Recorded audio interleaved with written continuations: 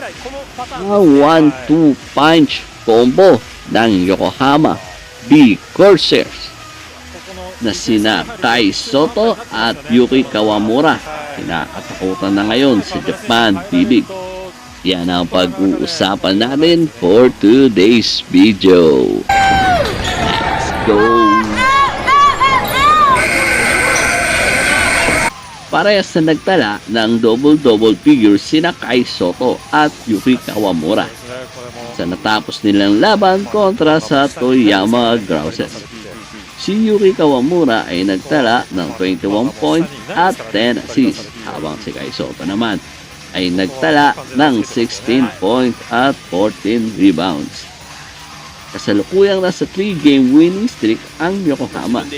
Sa ganda ng nilalaro nila Kai at Yuki, ay paniguradong pinaghahandaan na sila ng kanilang mga laban. Sa 3-game winning streak ng Yokohama ay parehas na nagtala sila Yuki at Kai ng double-double stats. Labanan nila kontra Toshiba Brave Thunders ay kumana si Yuki Kawamura ng kanyang 11 points at 10 assists, habang si Kai Soto naman ay nagtala ng 21 points at 12 rebounds. Sa labanan naman ng Yokohama at ng Sal and Neo Phoenix, 81-76 panalo dito ang Yokohama. Si Yuki Kawamura ay nagtala uli ng 20 points at 11 assists, habang si Kai Soto naman ay nagtala ng 23 points at 10 rebounds.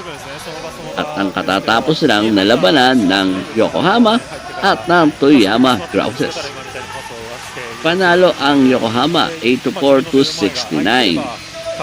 Nagtala si Yuki Kawamura ng 21 big points at 10 assists, habang si Kai Soto naman ay nag-ambag ng 16 points at 14 rebounds.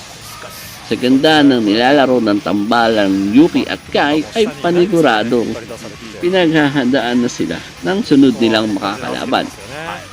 Ito ang team ng Nagasaki Berka. Maglalaban sila sa Sabado, March 23. Galing sa talo ang Nagasaki